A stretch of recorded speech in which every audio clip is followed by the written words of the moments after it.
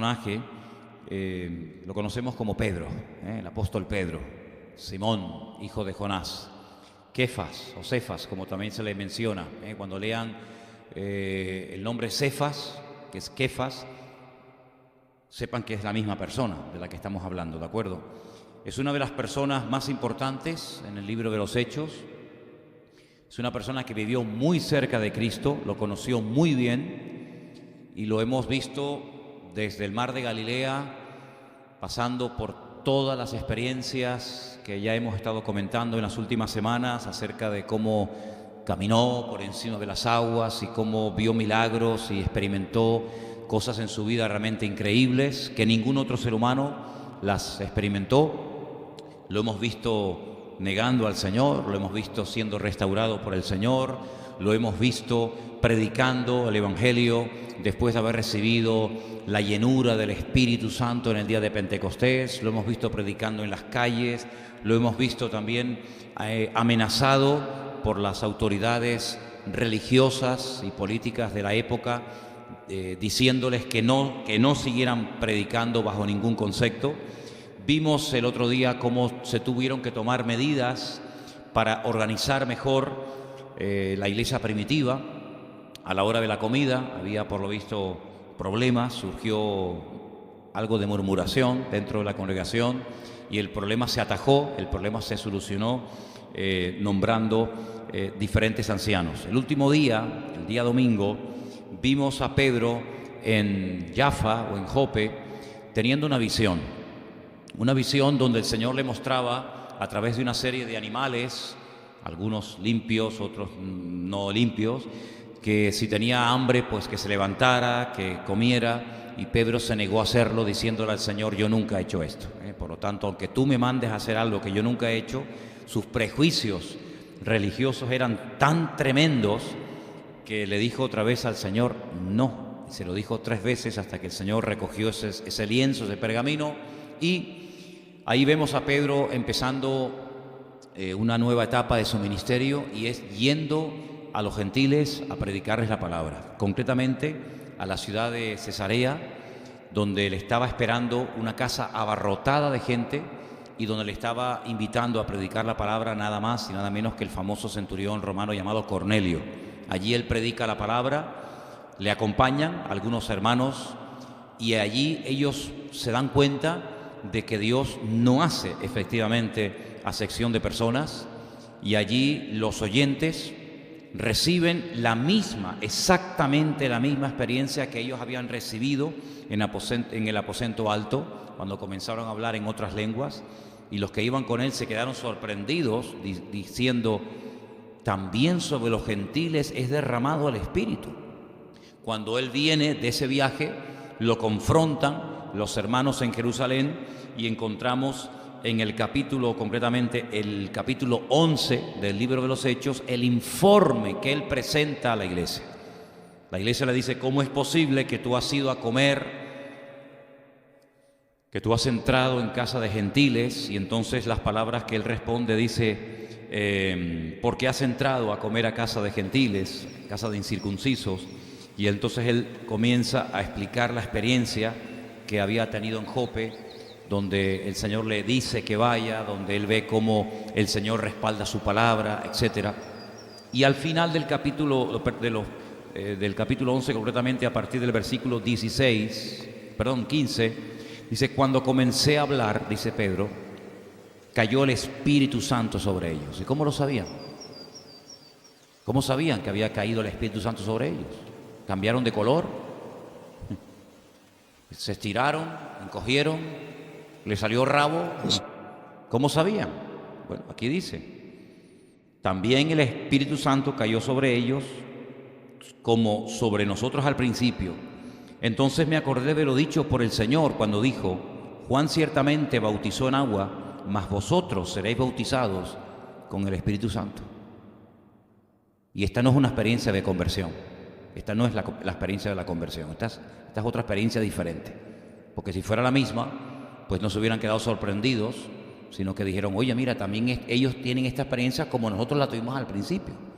Entonces dice: si Dios pues les concedió también el mismo don que a nosotros, que hemos creído en el Señor Jesucristo, ¿quién era yo? ¿Quién era yo para que pudiese estorbar a Dios? Entonces, oídas estas cosas, callaron. Qué bueno, ¿no? Y glorificaron a Dios diciendo, de manera que también a los gentiles ha dado Dios arrepentimiento para vida. Entonces ahí comienza una etapa nueva. Ahí ellos por fin se dan cuenta de que eso de ir a toda criatura pues también incluye a los gentiles, y Pedro fue la primera persona que tuvo el privilegio y la oportunidad de ir a presentarles el Evangelio y de ver cómo el Señor respaldaba esa predicación en la casa de un centurión romano llamado Cornelio. Ahora, a partir del versículo 19 se habla de otra iglesia, ya no se habla de la iglesia primitiva. Quiero que tengan en cuenta de que ya ha pasado algún tiempo y ya existen otras congregaciones. Recuerden que cuando, por ejemplo, empezó la persecución en Jerusalén, después de haber matado a pedradas a uno de los diáconos de la iglesia, a Esteban, pues los cristianos fueron esparcidos por muchas partes. Entonces cuando uno dice, uy, la iglesia de Antioquía, bueno, es que ya habían otras congregaciones en otras partes. Entonces dice en el versículo 19 que los que habían sido esparcidos a causa de la persecución que hubo con motivo de Esteban, se fueron, fíjate, a Fenicia, a la isla de Chipre, a Antioquía, no hablando la palabra a nadie sino solo a los judíos. Pero había entre ellos unos varones de Chipre y de Cirene, los cuales cuando entraron en Antioquía también le hablaron a los griegos, anunciando el Evangelio del Señor Jesús. Y la mano del Señor estaba con ellos, y gran número creyó y se convirtieron al Señor. Aquí hay otro grupo grande de gentiles que se convierten al Señor. Llegó la noticia de estas cosas a oídos de la iglesia que estaba en Jerusalén, y enviaron a Bernabé. Ya lo conocemos a Bernabé. Bernabé, la primera información que se nos da de él es que era un hombre que tenía una propiedad, ¿se acuerdan? La vendió y puso todo el dinero a los pies de los apóstoles. Pues esa es la primera vez que la Biblia nos habla de Bernabé, y ahora lo vemos que él se va a Antioquía. Dice, cuando llegó, vio la gracia de Dios y se regocijó, y exhortó a todos a que con propósito de corazón permaneciesen fieles al Señor. Y ahora menciona características de Bernabé muy bonitas. Dice que era un varón bueno, lleno del Espíritu Santo y de fe. Y gran multitud fue agregada al Señor. Y ahora Bernabé hace algo muy bueno, algo que nadie se había atrevido a hacer. Y gloria a Dios que lo hizo, porque si no lo hubiera hecho, la verdad es que se hubiera perdido un instrumento valiosísimo en la obra del Señor. Y miren lo que hace Bernabé. Después se fue Bernabé a Tarso para buscar a Saulo, y hallándole le trajo a Antioquía. Ya Saulo se había convertido, ya había tenido un tremendo encuentro con el Señor, pero allí estaba en Saulo, de donde él era, Saulo de Tarso, ¿verdad? Sin embargo, Bernabé dice, oye, ¿qué habrá sido de este hermano? ¿Qué habrá sido de este hombre perseguidor de la iglesia, de este famoso rabino que estuvo persiguiendo a los cristianos, a nuestros hermanos durante tanto tiempo? Y alguien probablemente le habrá dicho, pues mira, hemos oído que se volvió a su casa, que se volvió a su provincia, a Tarso. Y entonces este hombre se va a Tarso a buscarlo, lo lleva a la iglesia de Antioquía y dice, se congregaron allí todo un año con la iglesia. Y enseñaron a mucha gente, y a los discípulos se les llamó cristianos por primera vez en Antioquía. Este es un dato muy bueno. Se le llamó Meshijim, se le llamó mesiánicos. Esa es la palabra que aparece en el Nuevo Testamento hebreo. Se les llamó mesiánicos, se les llamó los ungidos, por primera vez en Antioquía. ¿Cómo se les llamaba antes? Bueno, se les llamaba los del camino, hermanos, etcétera. Pero esta es la primera vez que se les llama a esta gente los ungidos, los seguidores de Cristo, ¿vale? Es un dato a tener en cuenta. Y no fue en Jerusalén, fue en Antioquía.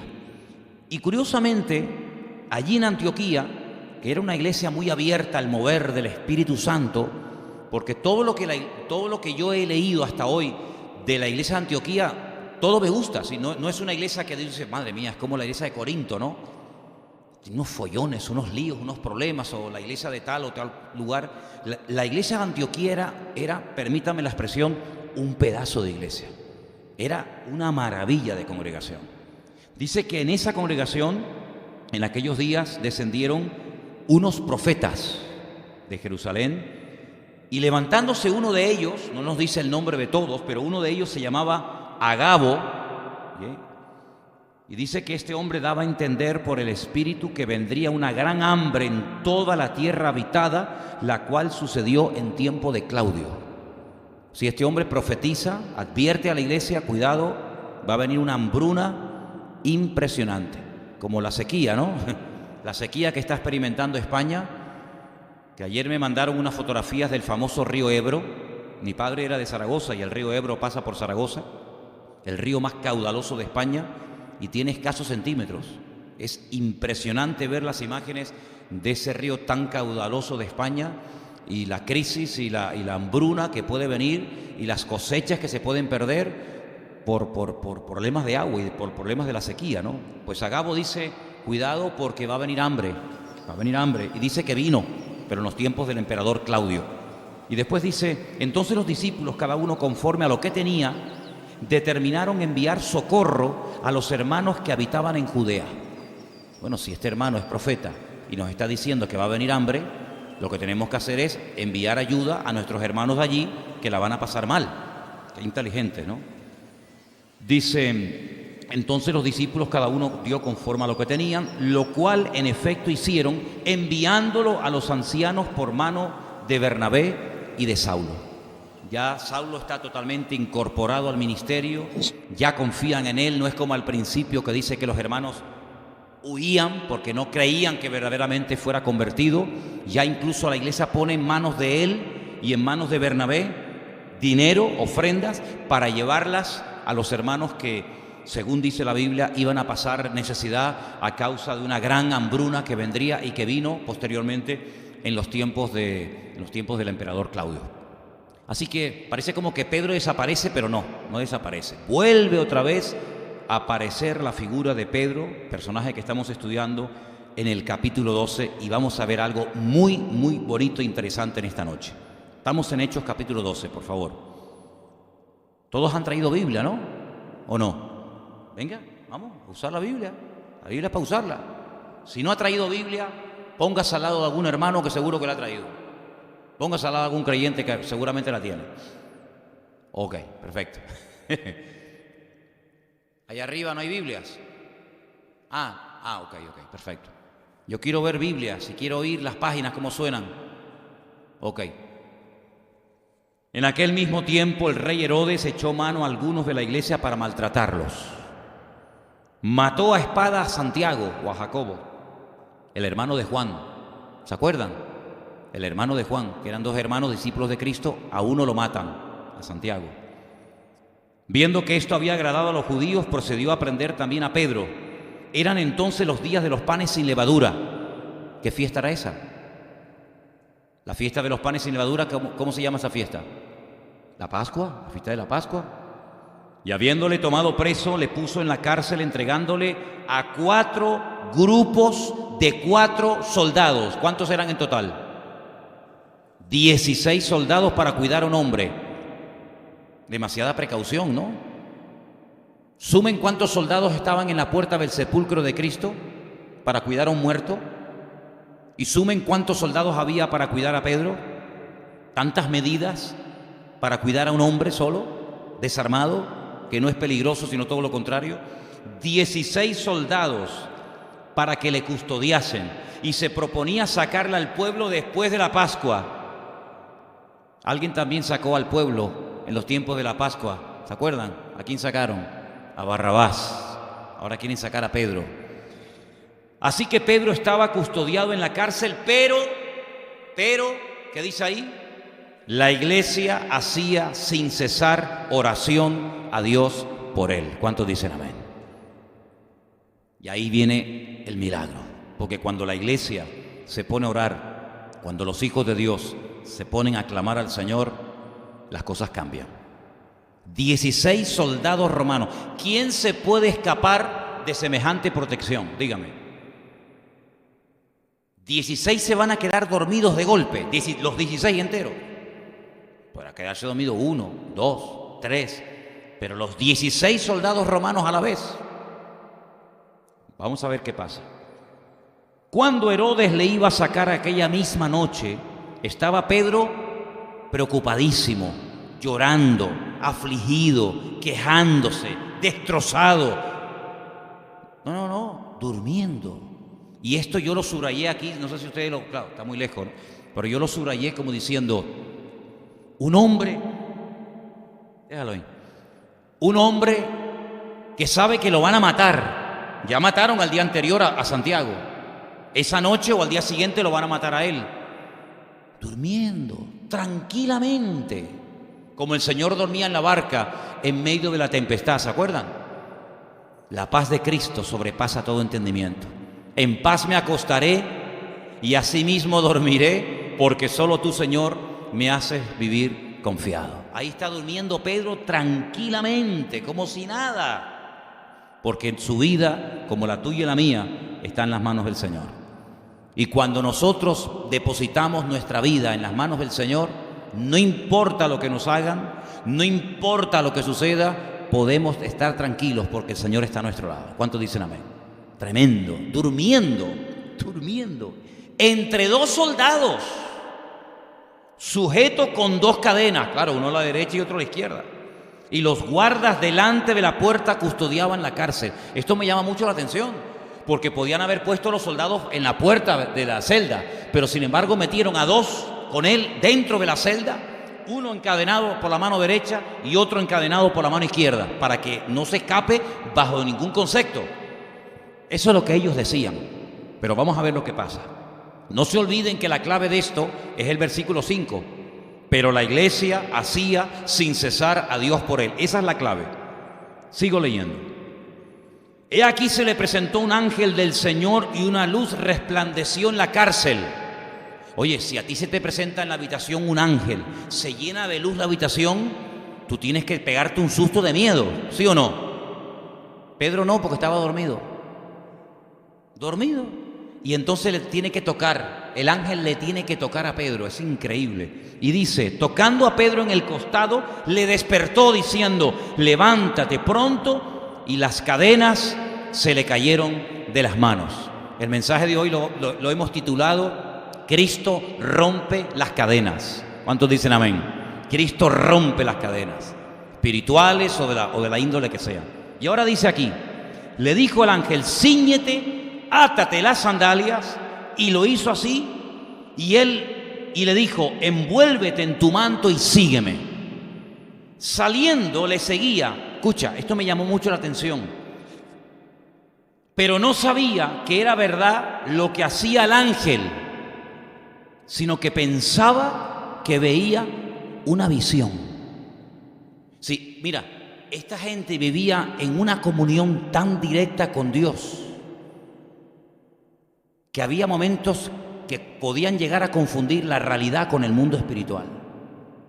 Para ellos era tan normal ver visiones y ver ángeles y tener sueños, que había momentos que decía, bueno, pero lo que me está pasando es un sueño, es una visión, me pellizco para ver si estoy despierto, estoy dormido. Sí, fíjate la dimensión y la profundidad que tenía esta gente, que ha visto cómo las cadenas se rompen, cómo los 16 soldados romanos se quedan dormidos, lo está viendo y él cree que está viendo una visión. Esto es algo increíble. Y entonces fíjate tú, habiendo pasado la primera y la segunda guardia, llegaron a la puerta de hierro que daba a la ciudad, la cual se les abrió por sí misma, como las puertas de los aeropuertos, esas que me gustan a mí tanto, y las del Mercadona, que haces así y se abren, esas me encantan, esa puerta, me han llamado muchas veces la atención. La puerta de hierro que daba a la ciudad se les abrió automáticamente, dice el texto, automáticamente, aquí dice por sí misma. Salidos pasaron una calle y luego el ángel se apartó de él, como diciéndole, ya te saqué, ahora tú muévete. Entonces Pedro, volviendo en sí, dijo, ahora entiendo verdaderamente que el Señor ha enviado a su ángel y me ha librado de la mano de Herodes y de todo lo que el pueblo de los judíos esperaba. Si el Señor ha hecho esto es porque me quiere librar de la muerte, porque todavía tengo tiempo y todavía tengo mucho que compartir y mucho que predicar, porque no tiene ningún sentido que Dios me libre de la cárcel para luego que mañana me cojan los romanos y me cuelguen. No tiene ningún sentido. Él entendió que si el Señor me ha sacado de la cárcel y se han quedado 16 soldados romanos dormidos y las cadenas se han roto y las puertas se han abierto automáticamente sin ningún esfuerzo, es por algo. Por lo tanto, en esa seguridad, Pedro sale. ¿Y a dónde se va? Mira lo que dice.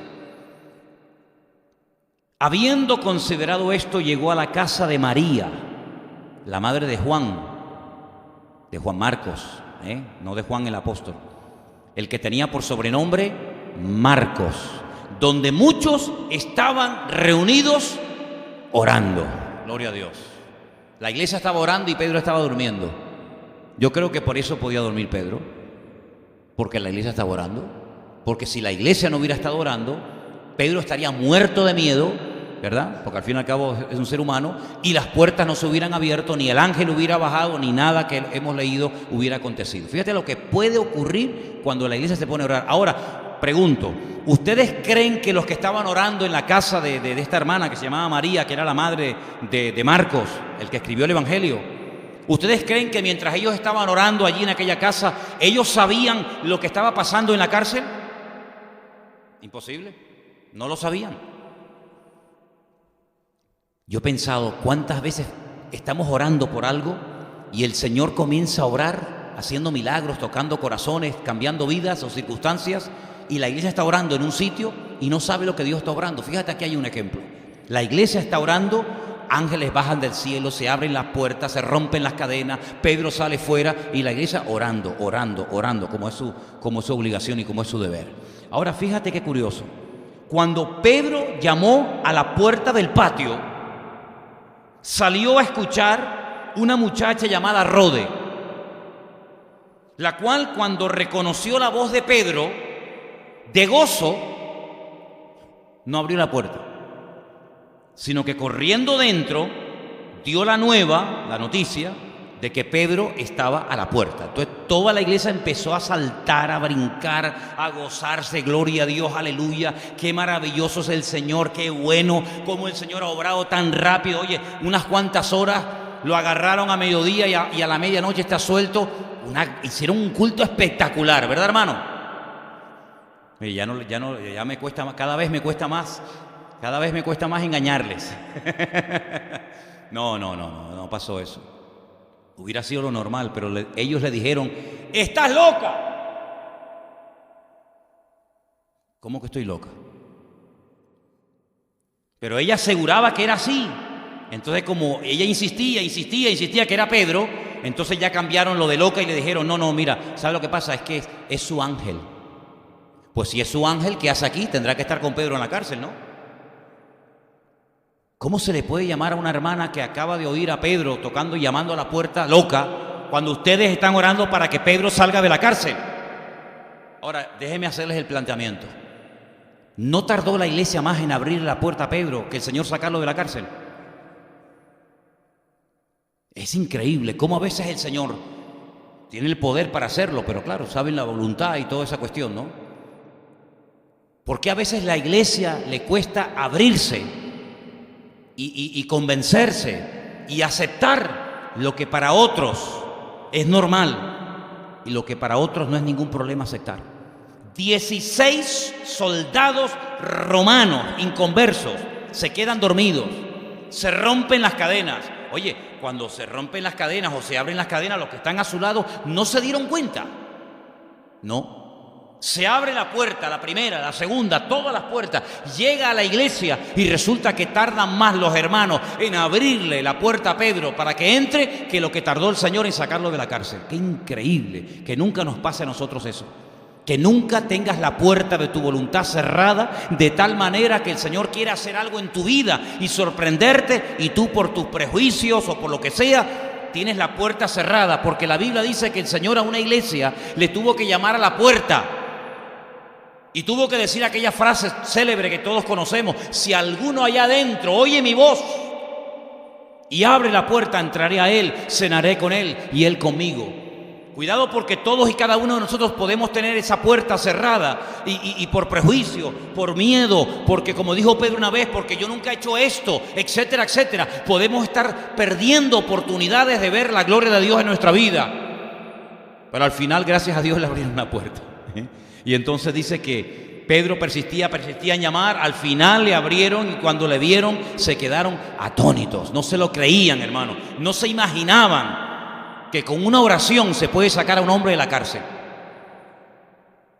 ¿Hasta dónde podemos llegar a ver la bendición de Dios con nuestras oraciones? ¿Hasta dónde, hermano? Empezamos el culto tomando un testimonio, ¿sí o no? Porque yo quería que ese testimonio de algo hermoso que el Señor hizo ayer, donde no quedaron secuelas ni nada de lo que ocurrió, nos motivara para que cuando llegáramos al pasaje de esta noche nos diéramos cuenta de que el Señor no solamente lo hacía, sino que lo sigue haciendo hoy en día. ¿Cuántos dicen amén? Hay un pasaje en la Biblia donde dice que unas mujeres iban preocupadas y hablando entre ellas por el camino, diciéndole: ¿quién nos removerá la piedra? Aquella piedra inmensa que tapaba el sepulcro donde habían sepultado al Señor unos días atrás. Ellas decían: ¿cómo vamos a poder entrar y terminar de ungirle? Porque era tan rápido el tema del Shabbat que no nos dio tiempo de prepararlo bien. ¿Quién nos removerá la piedra? Y cuando ellas iban por el camino, resulta que la piedra ya había sido removida hacía horas. ¿Cómo voy yo a conseguir esto, Dios mío? Si yo no conozco a nadie, yo no tengo manga, ¿no? Como dicen en algunos lugares, yo no tengo enchufe, yo no tengo posibilidad, es que no eres tú el que lo va a abrir, es el Señor el que abre las puertas. ¿Cuántos dicen amén? Porque hay un versículo que fue el que el Señor me dio cuando vinimos aquí hace unos años a abrir esta obra, y ese versículo está en el libro de Apocalipsis, y dice: aunque tienes poca fuerza, por cuanto has guardado mi palabra y no has negado mi nombre, he aquí yo abro una puerta delante de ti, la cual nadie puede cerrar. ¿Cuántos dicen amén? Entonces, en la vida se nos van a presentar muchas ocasiones donde con nuestra elocuencia, con nuestros títulos, con nuestra sabiduría, etcétera, etcétera, las puertas algunas se abrirán, pero mira, se presentarán y cada vez se van a presentar más oportunidades donde ni con título, ni con dinero, ni con nada las puertas se van a abrir, sino solamente las va a poder abrir el poder de Dios cuando oramos al Señor. Por eso, hermano, la iglesia primitiva, ¿qué podía hacer para sacar a su pastor de la cárcel? Dígame qué van a hacer estos pobres hermanos. Sí, muy ungidos, muy alegres, muy bendecidos, pero vete ahora tú a la cárcel, enfréntate a Roma. Mira, en cuanto te acerques a la puerta, te cortan la cabeza, amigo. No podían hacer nada. Vamos a hacer una manifestación, una marcha, una protesta, vamos a poner pancartas. Vamos a lanzar piedras y a decir: abajo con el imperio romano, asquerosos romanos. Y después cuando te vengan contra ti, ¡fum!, sale corriendo. Me parece ridículo cuando la iglesia se cree que ganando la batalla en la calle van a ganar la batalla en el mundo espiritual. Y la iglesia nos enseña, este texto nos enseña que la iglesia jamás se enfrentó así a cara descubierta, con pedrada, con palos, con piedra, contra el imperio opresor de Roma. No, porque por ahí no van los tiros, porque las armas de nuestra milicia no son esas. La iglesia lo que tenía que hacer es orar al Señor, y tu Padre que te ve en secreto te recompensará en público. Eso dice la Biblia. Ahora, salir a la calle, tirarle piedra a la policía, que no, que le tire un barril, que un misil, que un cohete. Pues si por ahí no van los tiros, Cristo nunca hizo eso. Los discípulos ¿cuántos eran? 120 el primer día, 3.000 que se convirtieron, ya van 3.120, 5.000 otro día. ¿Cuántos van? 8.120, solamente hombres, sin contar mujeres y niños. Podían haber salido a la calle, enfrente de la cárcel.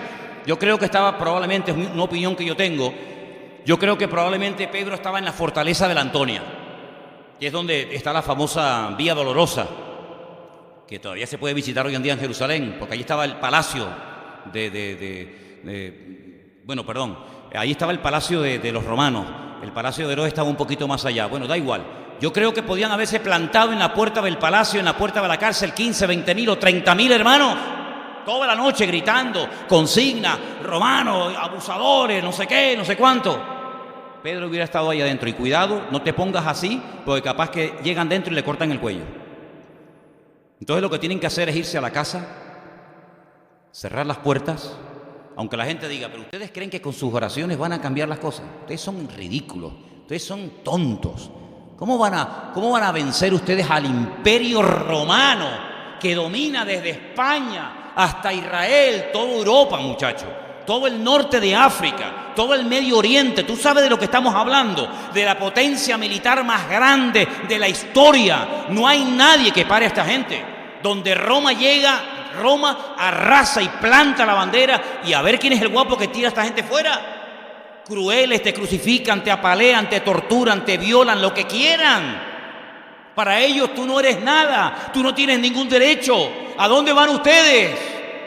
Bueno, aquí vemos un ejemplo de cómo la iglesia descubrió un secreto.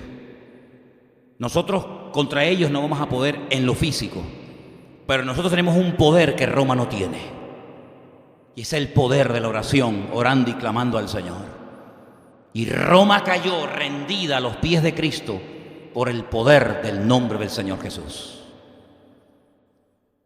Espero que todos aprendamos esto, porque en nuestra vida nos vamos a enfrentar con muchos imperios y con muchos gigantes y con muchas puertas a priori cerradas y con muchas circunstancias negativas y adversas, pero el secreto está que la iglesia hacía sin cesar oración a Dios por Pedro. ¿Y por qué no oraron por Santiago? No oraron por Santiago, y Roma mató a Santiago. Pero cuando dijeron, espérate un momento, hermanos, vamos un momento, hermanos, nos han matado a un pastor, nos han matado a Santiago, hermanos, hay que orar. Mira cuando oraron, no mataron a Pedro. Para mí esto es así, No oraron por Santiago, a Santiago lo mataron. Oraron por Pedro, Dios libró a Pedro. ¿Cuánta gente puede caer o cuánta gente se puede salvar por la oración intercesora del pueblo de Dios? ¿Te das cuenta, sí o no? Al final Pedro sale de la cárcel, se reúne con los hermanos, se produce un gozo tremendo, pero él, haciéndoles con la mano, verso 17, señal de que callasen, les contó cómo el Señor le había sacado de la cárcel. El Señor, no han sido ni siquiera sus oraciones. Podía haber dicho, hermano, gracias a vuestras oraciones yo salí de la cárcel. Pero cuidado, no, vamos, déjame pararme aquí, porque es que a veces decimos, no, es que yo oré para que usted fuera sanado.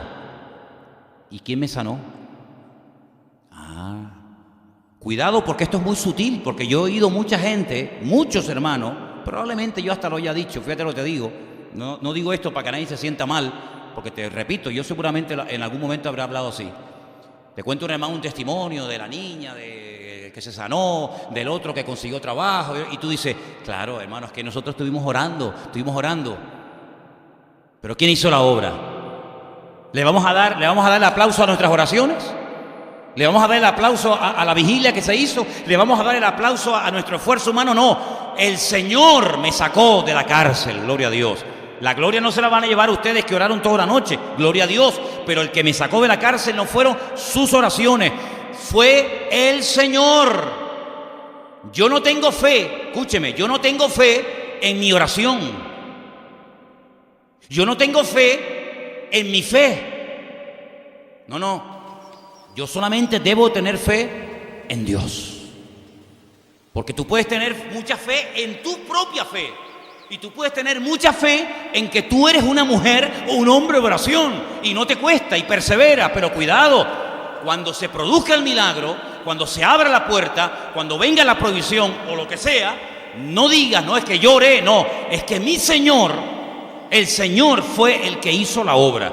Porque digo esto porque aunque parece que lo tenemos muy claro, cuidado, porque muchas veces nos podemos sin querer atribuir, decir,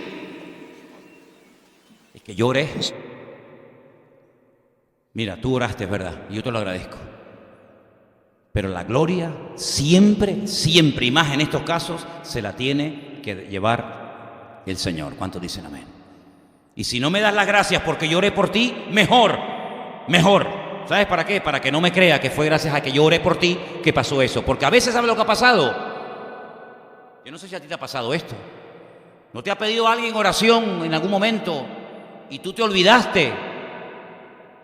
Y después resulta que 3 o 4 días te llega la persona y te dice, hermano, el Señor me dio aquello que le pedimos. Y tú te acuerdas y dices, ay, mi madre, que yo no oré. Y yo no oré.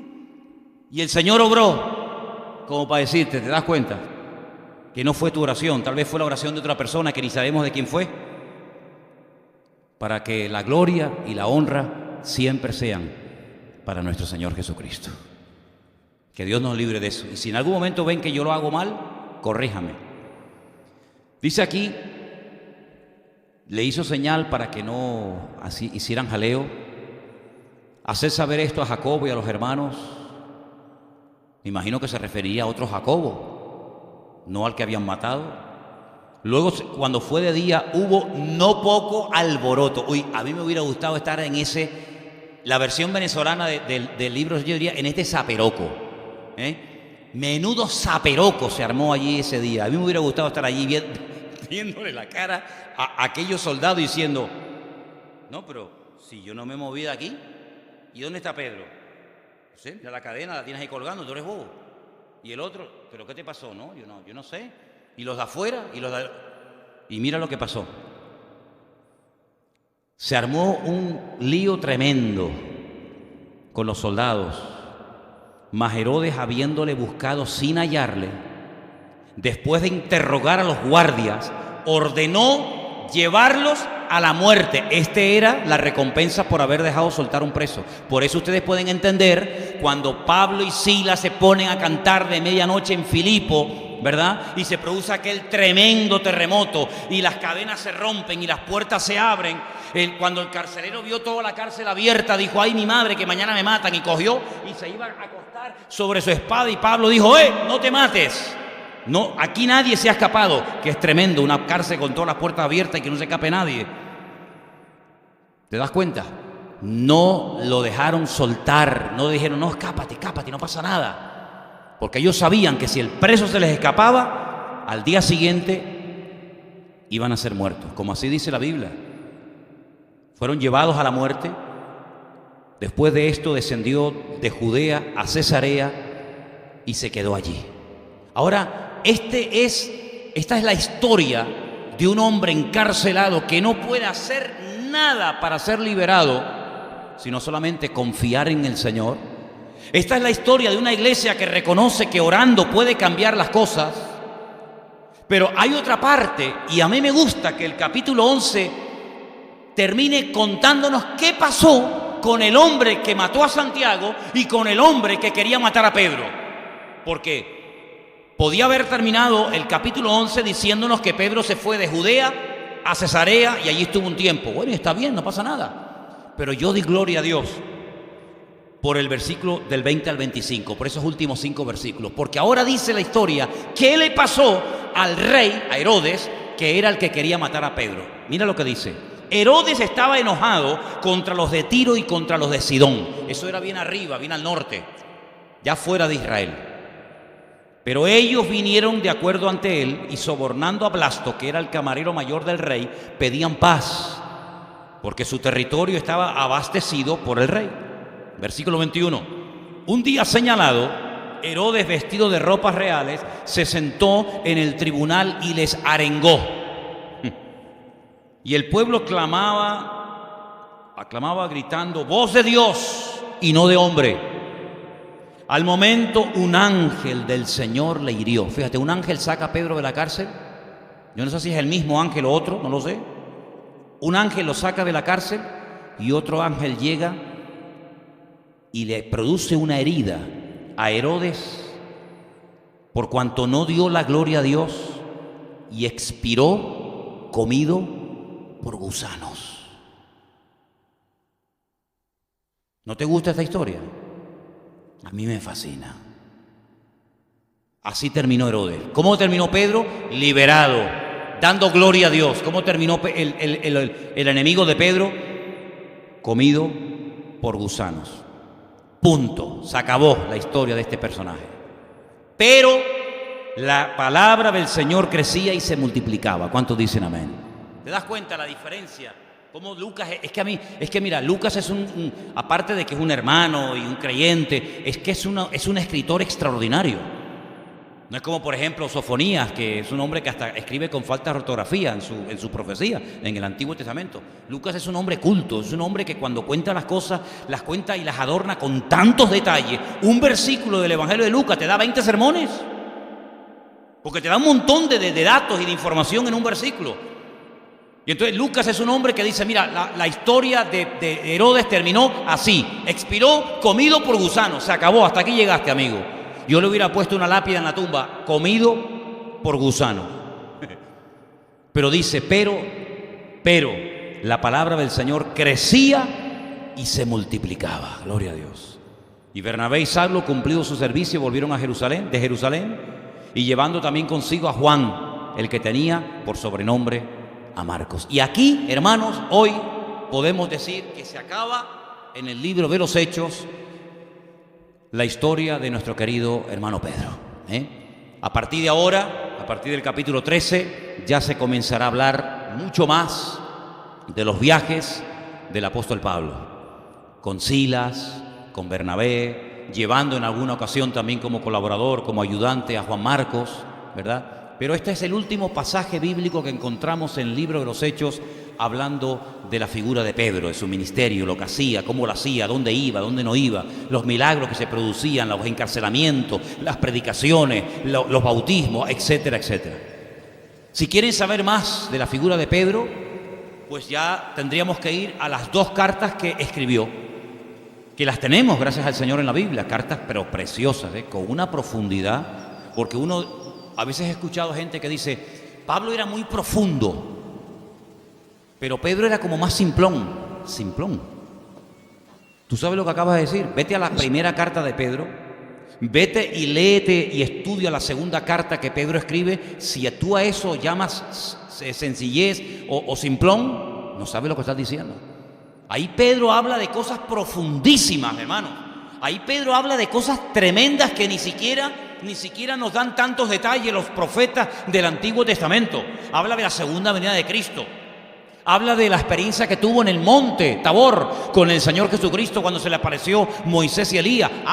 Y por si alguien lo ha olvidado, no se olviden que en ese monte, en el monte famoso de la Transfiguración, donde está Cristo con Pedro, Jacobo y Juan, y donde aparecen de repente Moisés y Elías, allí se oyó la voz audible de Dios, el Padre. Este es mi Hijo amado, a Él oíd. Desde los días del bautismo no se oía la voz de Dios audible, cuando dijo, este es mi Hijo amado, en el cual tengo toda complacencia. Bueno, pues en el día del monte de la Transfiguración, Dios, el Padre, vuelve a hablar y señala otra vez a Cristo, porque dice que de repente desapareció el representante de los profetas, el representante de la ley, Moisés y Elías, y se quedó allí solo el Señor Jesucristo, ¿verdad? Por lo tanto, si queremos, ya digo, saber más de Pedro, tenemos que ir a sus cartas, donde él escribe a los hermanos que están siendo perseguidos, y les escribe a los de Ponto, a los de Galacia, a los de Bitinia, etcétera. Hermanos que a través de su ministerio, a través de otro ministerio, pues llegaron a conocer al Señor. Y en una de sus cartas dice algo muy interesante. En una de sus cartas dice, por ejemplo, hablando de Pablo, lo llama nuestro hermano, nuestro querido hermano Pablo, al cual el Señor le ha dado una tremenda sabiduría. Como Pedro reconoce la sabiduría de Pablo y le dice, nuestro hermano que nos habla de estas cosas de una forma profunda y difícil, a veces nos dice cosas difíciles de entender. Fíjate Pedro lo que dice. A veces Pablo contaba cosas que Pedro dice, para mí me resultan difíciles de entender. Dice, y los indoctos tuercen para su perdición. Y vemos también en una de las cartas de Pablo, concretamente la carta de Pablo a la iglesia de Galacia, lo vemos allí a Pedro, lo vemos allí, visitando a Pablo, y vemos a Pablo reprendiendo públicamente a Pedro, llamándole hipócrita delante de la gente porque hacía algo que no era correcto, se comportaba de una manera delante de unos hermanos y delante de otros se comportaba de otra manera, y Pablo, ya saben cómo era, Pablo lo llama y dice, para acá. Tú eres un hipócrita, porque tú cuando estás conmigo y con los hermanos que no son judíos, te comportas como nosotros, como ellos, y después resulta que cuando vienen hermanos de la iglesia primitiva y te observan, te comportas como ellos. Entonces, ¿qué estás jugando con 2 barajas? ¿Cómo es esto? y ahí lo amonesta y le llama hipócrita, ¿no? Pero en definitiva lo que yo quiero que nos quede en nuestra mente es que este hombre salió de la nada, que si no hubiera sido por Cristo, ¿tú hubieras sabido algo de Pedro en algún momento de la historia? ¿Verdad que no? Pedro era un simple pescador en el mar de Galilea, allí en el norte de Israel. Conocemos de Pedro, de su familia, de su ministerio, de sus milagros, porque Cristo entró en él, porque Cristo lo llamó, porque Cristo lo usó. Si el Señor no lo hubiera llamado, Pedro hubiera pasado sin pena ni gloria por la vida. Pero fue el Señor el que lo llamó, fue el Señor el que nos permite, 2000 años después de esto que hemos leído, estar hablando aquí de un hermano que veremos y conoceremos personalmente cuando lleguemos a la gloria. ¿Cuántos dicen amén? Claro que sí, vamos a ver a Pedro, Pues el Señor lo llamó y fue el que le permitió empezar una vida diferente. Lo sacó de esa rutina, lo sacó de esa vida monótona y aburrida, ¿verdad? Y lo convirtió, dice, en pescador de almas, pescador de vidas. Y yo quiero terminar estos mensajes, estos estudios que hemos dado sobre la figura de Pedro, lanzando una pregunta. ¿Habrá aquí entre nosotros alguna persona que el Señor en un momento determinado quiera llamar y usar como llamó y utilizó poderosamente a Pedro durante tantos años, hasta que terminó muriendo crucificado en Roma, con la cabeza para abajo y los pies para arriba? Así murió Pedro en Roma, cuenta la historia. De hecho hay cuadros por ahí que así lo pintan. ¿Habrá alguna persona entre nosotros en esta noche que el Señor quiera llamar y utilizar como llamó y utilizó a Pedro durante tantos años de su vida? Yo le quiero pedir esta noche al Señor que en esta noche ponga en nuestros corazones el deseo de servirle. Porque cuando el Señor es muerto, cuando el Señor lo crucifican, Él vuelve ¿a dónde? A la pesca. Él vuelve otra vez a dedicarse a lo que sabía hacer en la vida. ¿Tú no te has planteado nunca que a lo mejor el Señor tiene otro plan para ti? Tú te has empeñado en ir por este camino y vuelta con este camino, porque yo estudié esto y yo me preparé para esto, y el sueño y el anhelo de mi vida es hacer esto, y después con esto voy a la otra etapa, y tú ya tienes como tu vida montada en los próximos 10, 15 o 20 años. Qué bonito, está bien, ¿verdad? Pero tú imagínate por un instante que el Señor diga: ¿y si yo te quiero llamar y romper todos tus sueños y toda tu agenda y llevarte por otro camino que tú ni siquiera has soñado en tu vida? ¿Puede hacerlo? ¿Podría hacerlo el Señor en ti? ¿Podría hacerlo? Porque el Señor una vez le dijo a Pedro: Pedro, quiero que hagas esto, esto y esto. Y Pedro dijo: no. ¿Por qué? Porque yo nunca lo he hecho. ¿Y eso es motivo suficiente para decirme a mí no, el que nunca lo hayas hecho? Pues yo creo que ya es hora de atrevernos, si el Señor nos manda y nos lo pide, de atrevernos a hacer algo que nunca hemos hecho ni teníamos pensado y previsto hacer. Pero Señor, si tú me llamas y tú me capacitas y tú me respaldas, aunque nunca lo haya hecho, yo estoy dispuesto a hacerlo. ¿Cuántos dicen amén? Algunos dicen: ¿quién? ¿Yo predicar? Yo. Pero si yo nunca he hecho eso. ¿Y si el Señor te lo pide? No, es que yo nunca lo he hecho. Bueno, pero algún día tendrá que ser la primera. Hermano, usted puede orar. Ay, hermano, es que yo nunca lo he hecho. Pero ¿y si el Señor te pide y te dice que ores? Es que como nunca lo has hecho, no lo vas a hacer nunca más. Estemos abiertos y digámosle al Señor: Señor, aunque yo no haya hecho ciertas y determinadas cosas, si tú estás buscando a alguien para hacer algo y yo te sirvo, aunque soy un pedazo de barro, pero que este barro te glorifica a ti, cuenta conmigo, Señor. ¿Cuántos dicen amén? Cierra tus ojos ahí donde estás. Vamos a orar. Vamos a pedirle al Señor que en esta noche, que en este momento, en este culto, espera un momento, Miguel, no corte, que en este momento, si el Señor tiene que decirte algo, te lo diga. No le pongas pegas, no le pongas trabas al Señor. No le digas: no, búscate a otro. Me da vergüenza, yo no sé. Mira, hermano, ¿qué sabía Pedro de predicar? ¿Qué sabía Pedro de atender a multitudes? Si solamente la vida de Pedro era pescar y nada más que pescar. El Señor tenía una vida para Pedro extraordinaria como la tiene para ti y para mí en esta noche. Pero tienes que ser valiente. Y tienes que decirle al Señor: Señor, si me quieres sorprender, si me quieres cambiar la vida y romper mis planes, Señor, yo sé que tus planes son mucho mejores que los míos. Y te recuerdo, querida iglesia, queridos hermanos, ese texto que dice que nuestros pensamientos muchas veces no son sus pensamientos, son más altos, son más elevados, son más profundos, son más ricos que los tuyos y que los míos. Hemos visto la figura de Pedro, cómo el Señor lo fue guiando, pastoreando, entrenando, capacitando, usando, etcétera, etcétera. El Señor puede y quiere hacerlo otra vez. Aquí estamos dispuestos, Señor, a ser tratados por ti.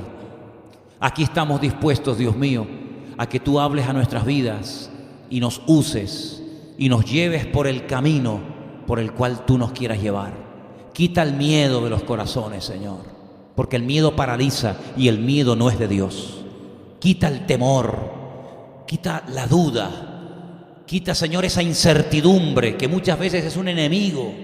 Te pido en el nombre de Jesús, mi Señor, que tú nos sorprendas, porque yo sé que tú todavía tienes el poder y la capacidad de poder sorprender a tu pueblo, si tu pueblo quiere ser sorprendido y usado. Gracias por estos estudios que hemos podido tener, por haber descubierto una figura tan espectacular y tan útil y tan humana al mismo tiempo como Pedro. Señor, si tú lo hiciste en él, también lo puedes hacer en cada uno de nosotros. Nos rendimos a ti, Señor, y pedimos que todas estas palabras y instrucciones y enseñanzas nos hayan ayudado a darnos cuenta de que cuando un hombre se deja tratar y usar por la mano del Señor, Dios lo puede usar poderosamente. No importa la edad, no importa los impedimentos, las limitaciones humanas, no importa. Lo importante es que cuando tú dices, te llamo y te quiero usar, Dios lo puede hacer. Aleluya. A ti la gloria y la honra. Y gracias también porque hemos visto en el día de hoy cómo las cadenas se rompen cuando la iglesia ora. Aleluya. Y por eso en esta noche oramos con fe y pedimos que toda cadena que tiene que ser rota se rompa por el poder de Dios. En tu nombre lo pedimos en esta noche, en el nombre de Jesús. Amén y amén. Aleluya. Gloria a Dios. Quiero que en este momento, antes de ponernos de pie y terminar este culto y todo lo demás, quiero que en este momento hagamos varias oraciones. Es temprano. Si alguien tiene que salir, puede salir, pero creo que todavía es temprano. Y además quiero que oremos en este momento. Vamos a orar por esos campamentos que vamos a tener el mes que viene y también en agosto.